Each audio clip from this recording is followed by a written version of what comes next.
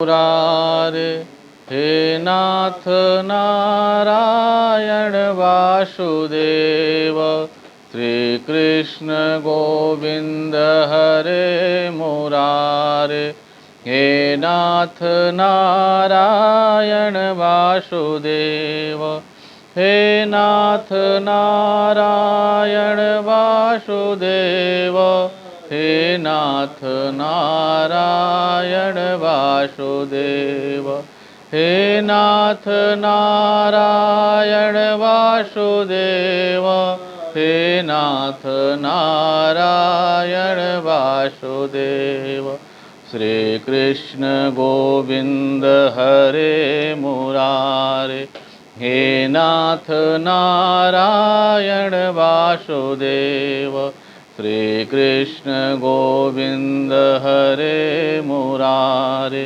हे नाथ नारायण वासुदेव। बोलिए वृंदावन बिहारी लाल की, शंकर भगवान की। आइए रोज की तरह आज भी श्रीमद् भगवत गीता के कुछ श्लोकों पर हम विचार करते हैं। अर्जुन विषाद की अवस्था में उपहत चित्त होकर के रथोपस्थ बैठा हुआ है और परमात्मा श्री कृष्ण उसे समझाने का प्रयास करते हैं। कहते हैं कि हे अर्जुन, तू सत्य को जान और शोक से रहित हो जा।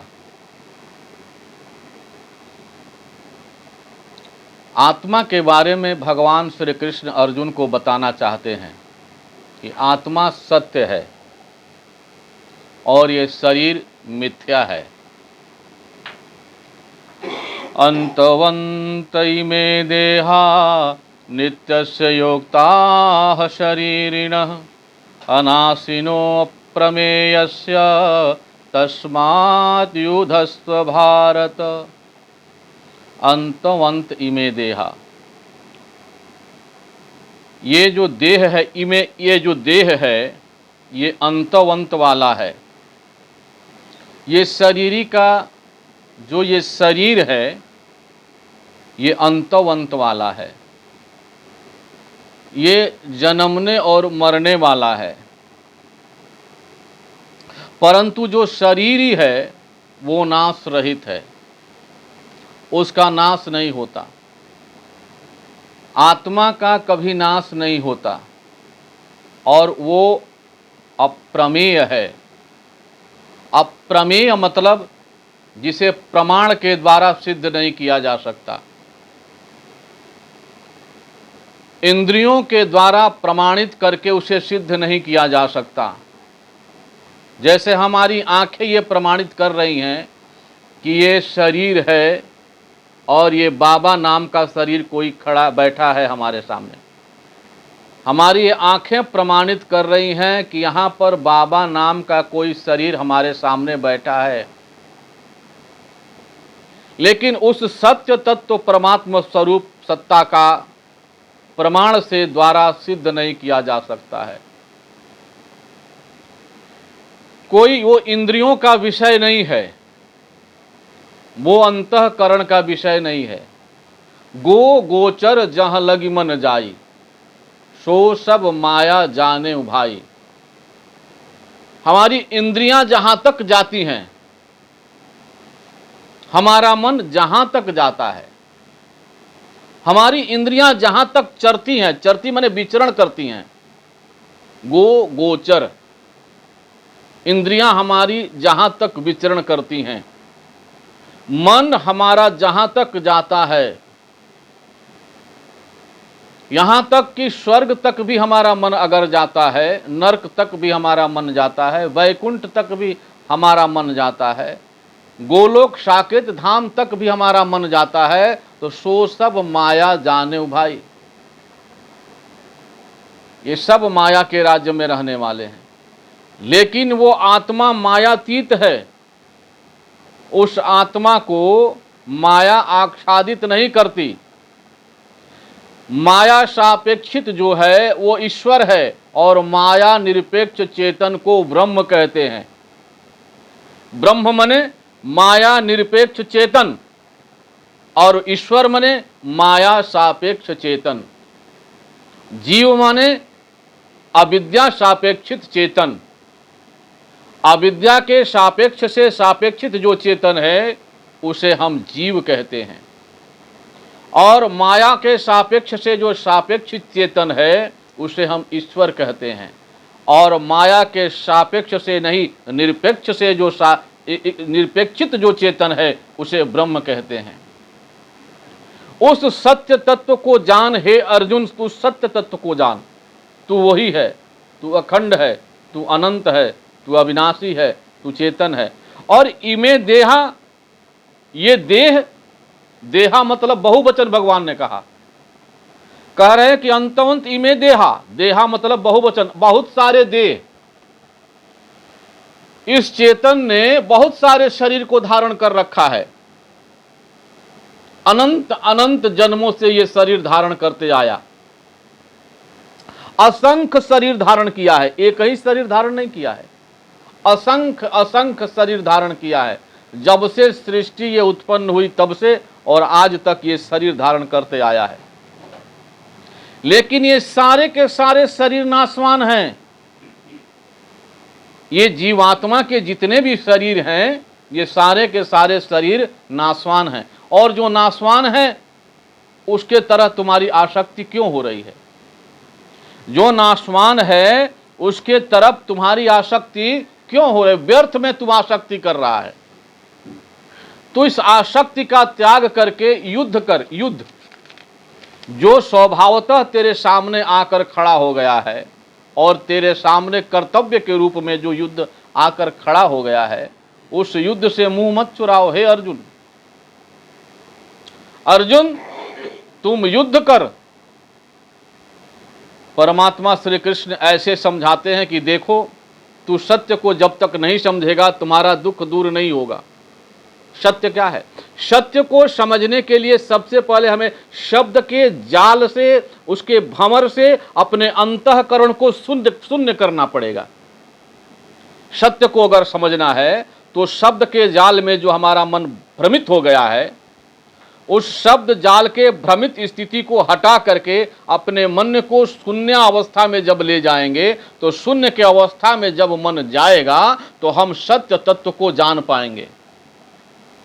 क्योंकि शब्द के जाल से ही जीव भ्रमित हो गया है। एक हिंदू का बच्चा जन्म लिया, एक हिंदू का बच्चा जन्म लिया, तो राम शब्द को उसने सुना, राम शब्द को उसने सुना, राम शब्द को उसने जाना, तो राम शब्द पर उसने विश्वास कर लिया। राम शब्द को बचपन से सुना है हिंदू का बच्चा, तो राम शब्द को जाना है, तो राम शब्द पर विश्वास कर लिया है। एक मुस्लिम का बच्चा खुदा शब्द को सुना है, खुदा शब्द को ही जाना है, तो खुदा शब्द पर विश्वास कर लिया। एक ईसाई का बच्चा ईसा शब्द को सुना, ईसा शब्द को जाना और ईसा शब्द पर विश्वास कर लिया। हिंदू खुदा को नहीं मानता और मुसलमान राम को नहीं मानता। ईसाई न राम को मानता है न खुदा को मानता है। ये तीनों में अपने आप में, ये तीनों शब्द अपने आप में कट जाते हैं। राम शब्द भी कट जाता है, खुदा शब्द भी कट जाता है और ईसा शब्द भी कट जाता है। समझ में आओ तनु? ईसा शब्द भी कट गया, खुदा शब्द भी कट गया, राम शब्द भी कट गया। राम को हिंदू मानता है पर मुस्लिम नहीं मानता है, खुदा को मुस्लिम मानता है पर राम को नहीं मानता है। ईसाई ईसा को मानता है, गॉड को मानता है, पर राम को और खुदा को नहीं मानता। ये तीनों ही शब्द एक दूसरे से कट गए। लेकिन कोई ये नहीं कहता कि हमारा परमात्मा, हमारा खुदा, हमारा ईसा सत्य नहीं है।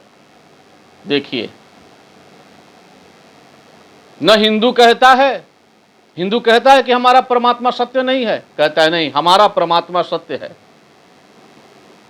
मुसलमान भी कहता है हमारा खुदा सत्य है, और ईसाई भी कहता है हमारा ईसा सत्य है, ईसा मसीह हमारे सत्य हैं। इस सत्य तत्व पर तीनों एक ही स्थिति में खड़े हैं। सत्य तत्व पर तीनों एक ही स्थिति में खड़े हैं।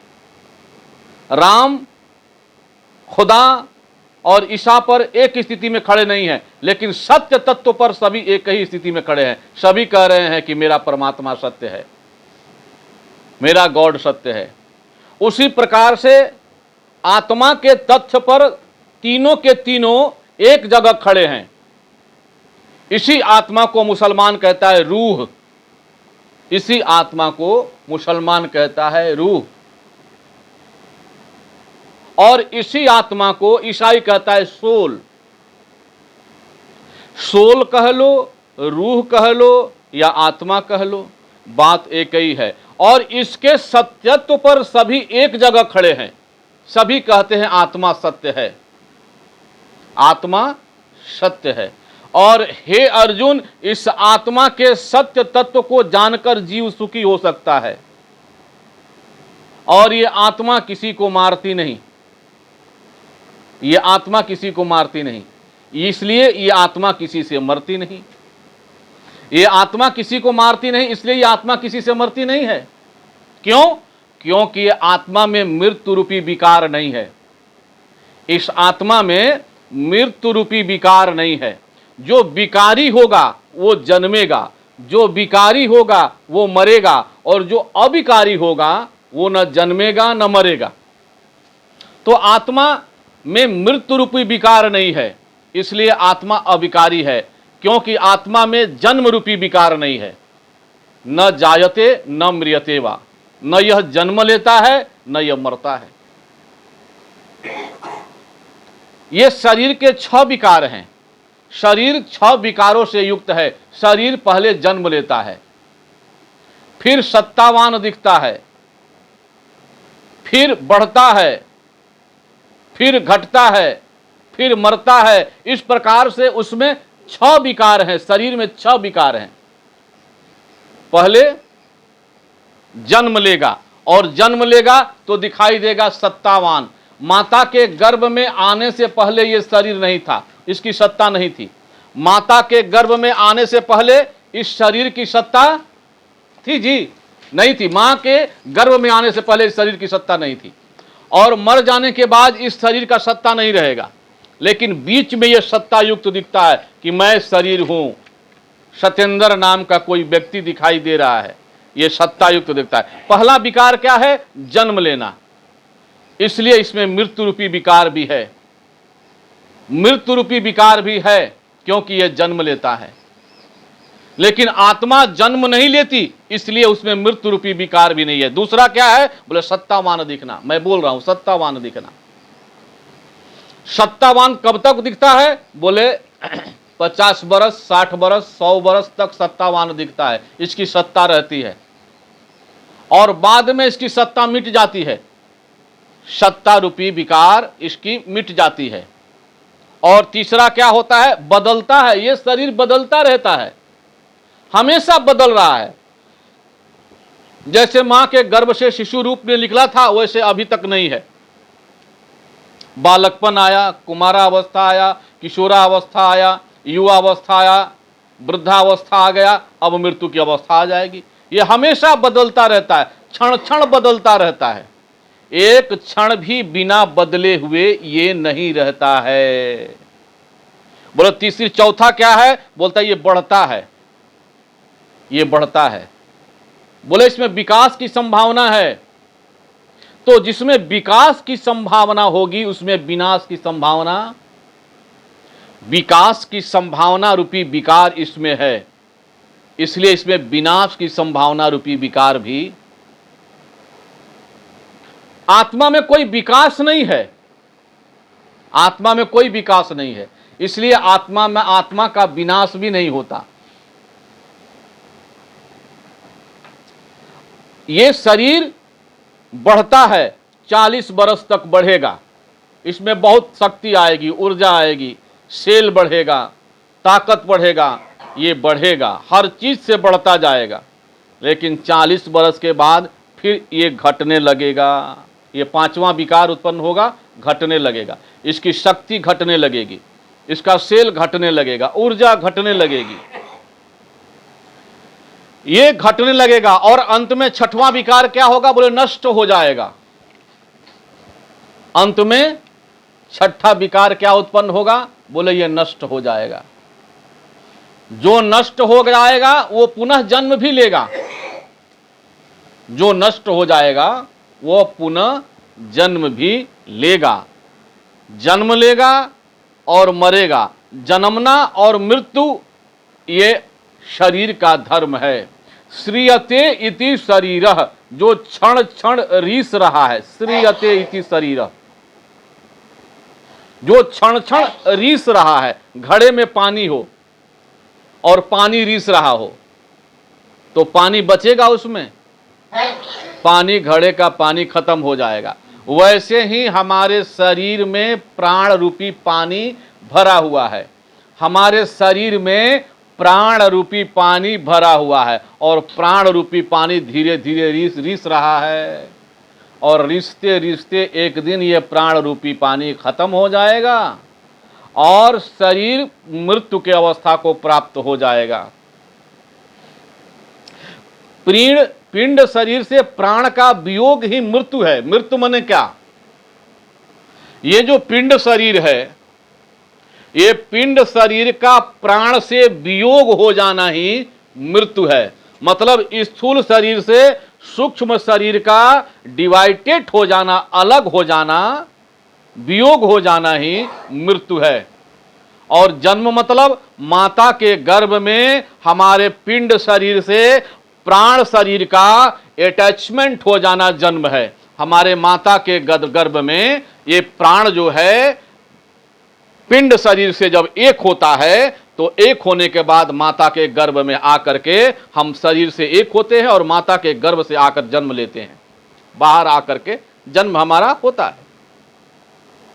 लेकिन पिंड शरीर का प्राण से वियोग होना शरीर का धर्म है। ये पिंड शरीर का प्राण से वियोग होना शरीर का धर्म है, पर आत्मा का नहीं। आत्मा में कोई पिंड शरीर का संयोग वियोग नहीं है, प्राण का संयोग वियोग नहीं है। आत्मा में कोई प्राण का संयोग है? प्राण से आत्मा जीता है जी, आत्मा प्राण से नहीं जीता। ये तो शरीर प्राण से जीता है, आत्मा प्राण से नहीं जीता। श्याम जी भैया, आत्मा को प्राण से कुछ लेना देना नहीं है। वो निर्विकार निर्विकल्प सत्ता है, वो निर्विकार और निर्विकल्प सत्ता है। माई बाप जो तथ्य रखा जा रहा है उस तथ्य पर अगर हम विचार करेंगे तो साफ साफ समझ में आ जाएगा कि शरीर और आत्मा अलग अलग है। ये प्राण से कुछ भी लेना देना नहीं है आत्मा को, प्राण से तो लेना देना शरीर को। ये शरीर प्राण से चलता है और प्राण का जब वियोग हो जाता है शरीर से तो शरीर मर जाता है। प्राण से जब संयोग हो जाता है इस पिंड शरीर का तो शरीर जन्म लेता है, परंतु आत्मा न जन्म लेता है और न मरता है। तो जो जन्म नहीं लेता, जो मरता नहीं, वो भला किसी को कैसे मारेगा? आत्मा किसी को मारता है जी? आत्मा किसी को नहीं मारा। आज तक किसी ने कहा कि फलाना आत्मा किसी को मार दिया है, फलाना आत्मा ने किसी को मारा है? आत्मा किसी को नहीं मारती। तो जब किसी को वो मारती नहीं तो किसी से वो मरती भी नहीं है। और जो इस आत्मा को मारने वाला समझता है और यदि किसी ने इस आत्मा को मारने वाला समझ लिया तो वो मिथ्या जाना, वो सत्य को नहीं जाना। तथा जो इसको मरा हुआ मानता है, सोचता है कि आत्मा मर जाती है, वे दोनों ही इस आत्मा को नहीं जान पाए, क्योंकि यह आत्मा न मारता है न मरता है। नयम वेति हंतारम यश्चै न मन्यते हतम उभौ तौ न बीजानितो नायम हंति न हन्यते। तीनों कालों में यह आत्मा मारी नहीं जाती, तीनों कालों में यह शरीर स्थिर नहीं रहता, इस शरीर का सत्ता नहीं है और आत्मा का सत्ता कभी मिटता नहीं है। कह रहे हैं कि इस प्रकार से न जायते म्रियते वा कदाचित नायम भूत्वा भविता वा न भूयः अजो नित्यः शाश्वतो यम पुराणो न हन्यते, हन्य माने शरीरे, न जायते, इसमें जन्म रूपी विकार नहीं है, न म्रियते, इसमें मरना रूपी विकार नहीं है। कदाचित नायम भूत्वा भविता वा न भूय, न कभी यह हुआ है और न कभी होने वाला है, न कभी हुआ है न कभी यह होने वाला है। कोई ये नहीं कह सकता कि इस आत्मा ने फलाने जन्म समय में जन्म लिया। आज से 450 करोड़ वर्ष पहले हमारी सृष्टि की उत्पत्ति हुई, आज से 450 करोड़ वर्ष पहले हमारी सृष्टि की उत्पत्ति हुई, तो ये नहीं कहा जा सकता कि 450 करोड़ बरस पहले हमारी आत्मा की उत्पत्ति हुई। हमारी आत्मा अनंत है, अनादि है, सनातन है, शाश्वत है, यह कभी मरती नहीं। कहते न जायते न म्रियते वा नायम भूत्वा भविता वा न भूय अजो नित्यः, यह अजन्मा है, यह कभी जन्म नहीं लेता। ये आत्मा कभी जन्म नहीं लेती और ये नित्य है, शाश्वत है, बोले पुरातन है। कितना पुरातन है महाराज, कितना पुरातन है? बोले कोई वस्तु अगर पुरानी हो जाए, किसी वस्तु का जन्म हो और वो पुरानी हो जाए, तो पुरानी होने के बाद वस्तु स्वतः नष्ट हो जाती है, वो कालांतर में वस्तु नष्ट हो जाएगी। ये शरीर स्वतः नष्ट हो रहा है, इसको नष्ट होने में कोई क्या बोलते हैं, बोझ नहीं है, कोई कार्य से ये नष्ट हो रहा है, मतलब स्वभावतः नष्ट हो रहा है। मेरे कहने का मतलब है ये शरीर स्वभावतः नष्ट हो रहा है, इसमें कोई कुछ करने की जरूरत नहीं है। हो रहा है कि नहीं हो रहा है? शरीर स्वभावतः नष्ट हो रहा है और एक दिन ये बहुत पुराना हो जाएगा और पुराना होकर के ये शरीर स्वतः नष्ट हो जाएगा। तो संसार का कोई भी पदार्थ,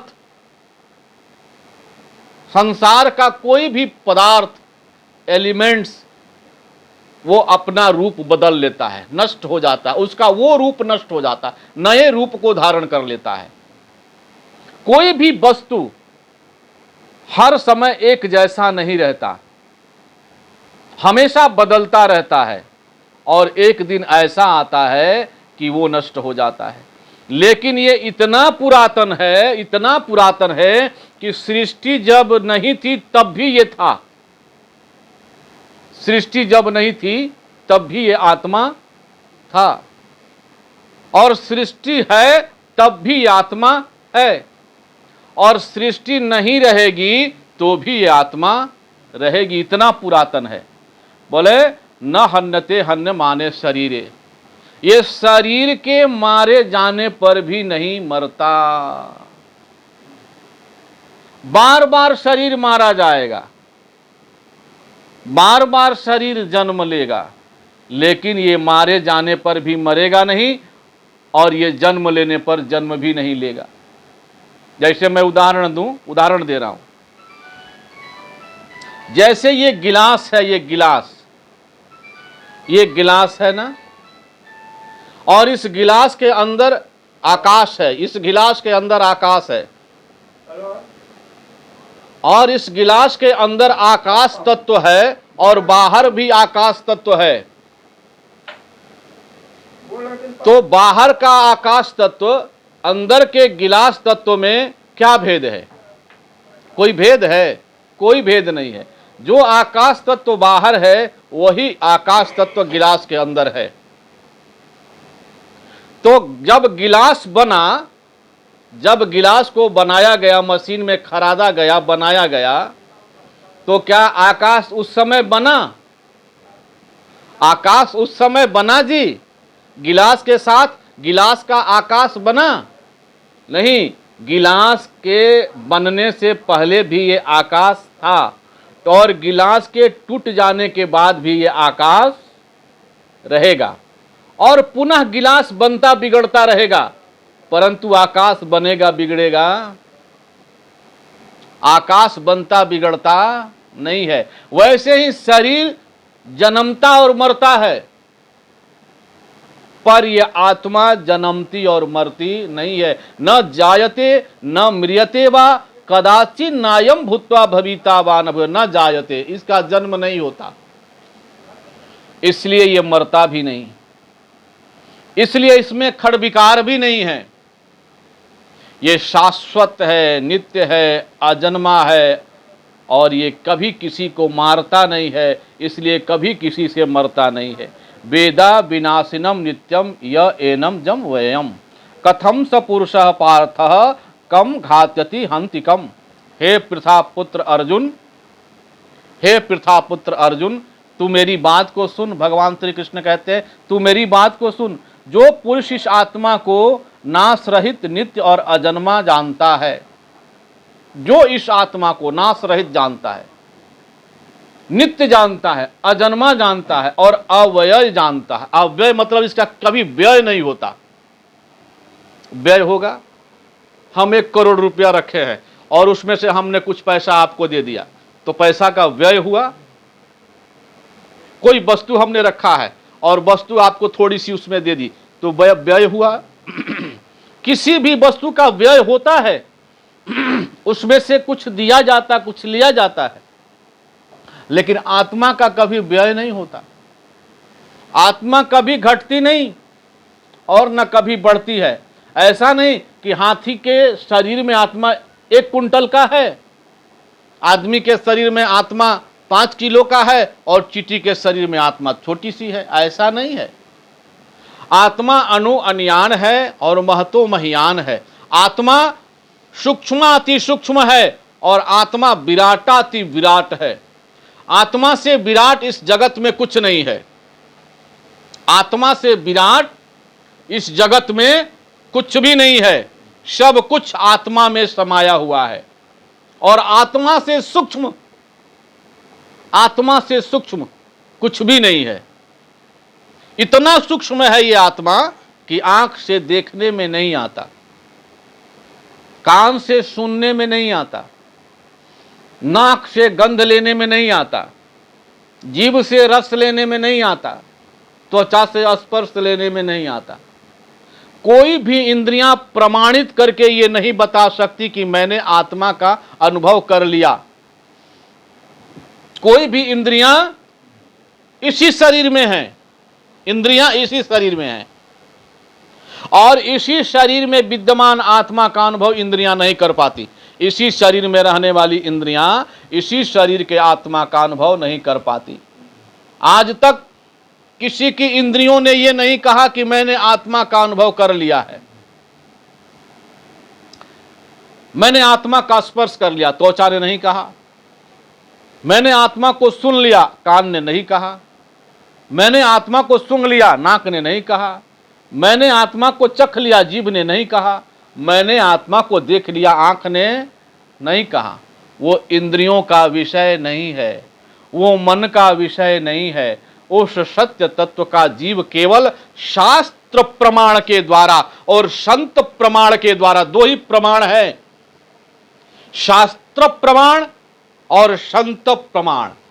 शास्त्र प्रमाण के द्वारा मैं उस आत्मा को जानने का प्रयास करता हूं कि वह आत्मा ऐसी है, और संत प्रमाण के द्वारा जिसमें जिस संत की श्रद्धा हो गई, जिस संत में जिसकी श्रद्धा हो गई, उस संत के वाणी से उसने जाना कि यह आत्मा ऐसी होती है।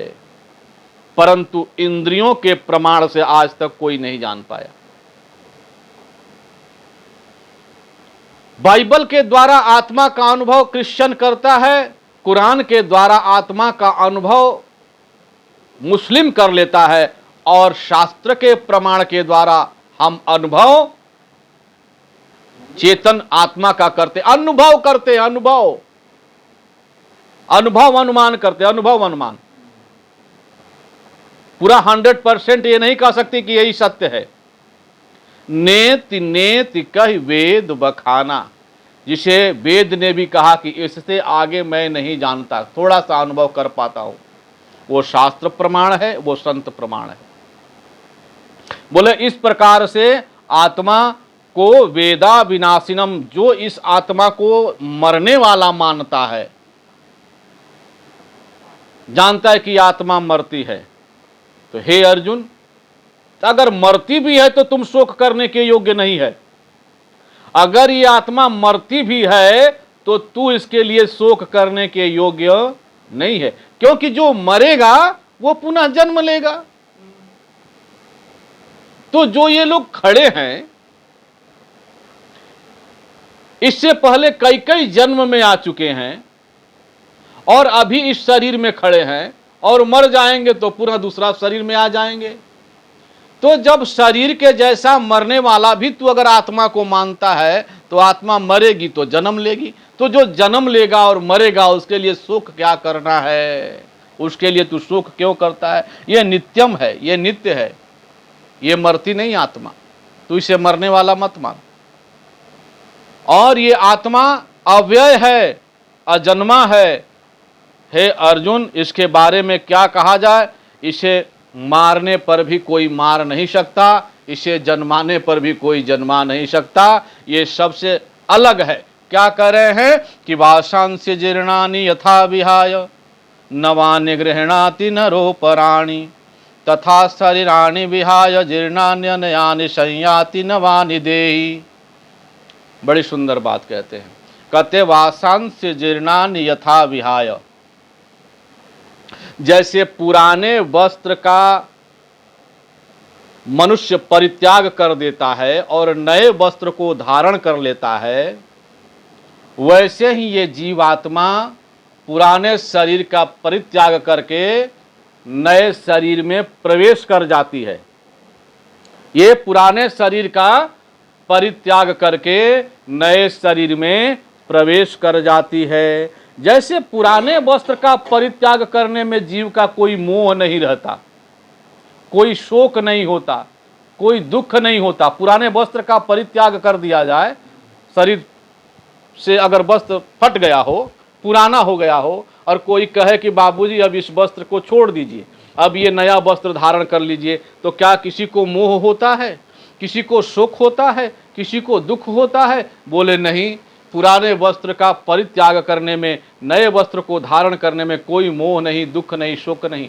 लेकिन एक बात है, एक बात है, अगर कोई बच्चा हो, बच्चा, और उसे कहा जाए कि हई कपड़ा दे दो आ हई कपड़ा पहन लो, तो बच्चे को पुराने वस्त्र से यदि मोह हो गया है तो वो रोएगा। बच्चे को पुराने वस्त्र से अगर मोह हो गया है तो वो रोएगा, वो कपड़ा देना नहीं चाहेगा, वो वस्त्र बदलना नहीं चाहेगा। क्यों? क्योंकि उस बच्चे को उस कपड़े से मोह हो गया है। बस यही तो हाल हमारा है, हमारा इस शरीर से मोह हो गया है। हे अर्जुन, तुम्हें तुम्हारे शरीर से मोह हो गया है। क्यों? क्योंकि तुमने अपने चेतन को इस शरीर में धर लिया है। तुमने अपने चेतन को इस शरीर में धर के तो बोलता है मैं अर्जुन हूं। जब चेतन को इस शरीर में धरा जाता है तो अहमता उत्पन्न होती है, अहमता। बात समझे के बात बाबा? जब इस चेतन को इस शरीर में धरेंगे तो अहमता उत्पन्न होगी। तो अहमता उत्पन्न होगी तो क्या कहेंगे? बोले मैं अर्जुन हूं, ये सत्ता जागृत होगी, मैं अर्जुन हूं। और इस शरीर को जब चेतन में धरेंगे तो ममता जागृत होगी, बोलेगे ये मेरा है, ममता जागृत होगी। अहमता और ममता, अहमता और ममता। और अहमता जीव को अपने अहंकार में बांधती है और ममता जीव को अपने बंधन में बांधती है। ममता माने मैं और मोर तोरते माया, जय बस किन्ह जीव निकाया। ये मेरा है, ये तेरा है, बस इसी में जीव फंसा है। और ये मैं हूं, जब तक मैं हूं तब तक ये मेरा है। जब तक मैं हूं, मैं की सत्ता जब तक बनी लगी रहेगी तब तक मेरे की सत्ता बनी रहेगी। और जब तक मैं की सत्ता नहीं मिटेगी तब तक मेरे और तेरे की सत्ता मिटेगी नहीं। हे अर्जुन, तू मैं और मेरे के सत्ता के अंदर बंधा हुआ है। अर्जुन, तू मैं और मेरे के सत्ता के अंदर बंधा हुआ, इसलिए ये तू और तेरा दिखाई दे रहा है। ये तुम और तेरा दिखाई दे रहा है। ये मेरे गुरु, ये मेरे भाई, ये मेरे बंधु, ये मेरे दादा, ये मेरे चाचा, ये मेरे मामा, ये मेरे काका, तभी तक दिखाई दे रहा है जब तक तुम में अहमता और ममता है। हे अर्जुन, इस अहमता और ममता का त्याग कर, जैसे जीव पुराने वस्त्र का त्याग करता है और नए वस्त्र को धारण कर लेता है, वैसे ही ये शरीर पुराने शरीर का परित्याग करके नया शरीर धारण कर लेती है। इसमें तेरा क्या बिगड़ता है? अच्छा, वस्त्र बदलने के बाद वस्त्र बदलने वाला बदलता है। हमने एक वस्त्र को उतार दिया और दूसरे वस्त्र को धारण कर लिया, तो क्या हम बदल गए? हम तो वही हैं, केवल वस्त्र बदल गया। जैसे वस्त्र बदलने वाला वस्त्र बदलने पर नहीं बदलता, हे अर्जुन, वैसे ही ये शरीर बदलने पर तू नहीं बदलेगा। तू नहीं बदलेगा, तू बदलने वाला नहीं है। इसलिए हे अर्जुन, तू इस मोह का त्याग कर और मोह का त्याग करके युद्ध के लिए खड़ा हो जा। परमात्मा बार बार सत्य तत्व का बोध करा रहे हैं। बस परमात्मा एक ही बात बार बार बोल रहे हैं, तू सत्य को जान, तुझे सत्य तत्व का बोध हो जाए। और जब अर्जुन को सत्य तत्व का बोध हो जाएगा तो अर्जुन युद्ध के लिए खड़ा हो जाएगा। सत्य तत्व को जीव ने जाना तो अहमता और ममता के बंधन से जीव मुक्त हो जाता है।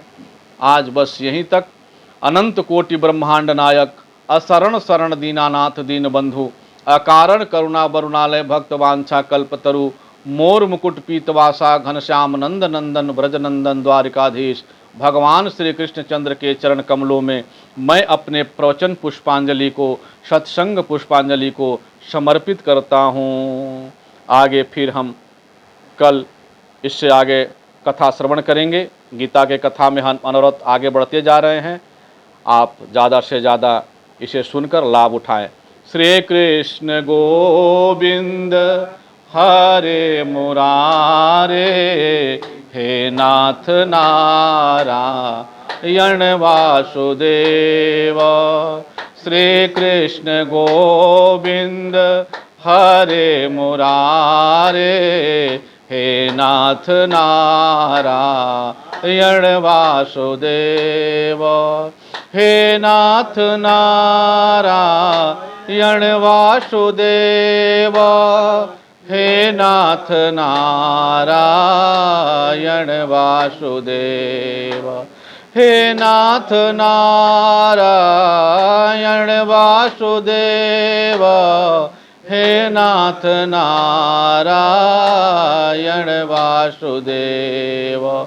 श्री कृष्ण गोविंद हरे मुरारे, हे नाथ नारायण वासुदेव, हे नाथ नारायण वासुदेव, हे नाथ नारायण वासुदेव। बोलिए वृंदावन बिहारी लाल शंकर भगवान की, पवन सुत हनुमान की, श्यावर रामचंद्र की, आज के आनंद की, श्रीमद् भगवद गीता की, कृष्ण भगवान की, अर्जुन भगवान की, बोलिए भक्त भगवान की, बोलिए अपने अपने गुरुदेव भगवान की, बोलिए अपने अपने माता पिता भगवान की, बोलिए नगर बस्ती भगवान की। प्रेम से बोलिए हर हर महादेव। ओम शांति शांति शांति।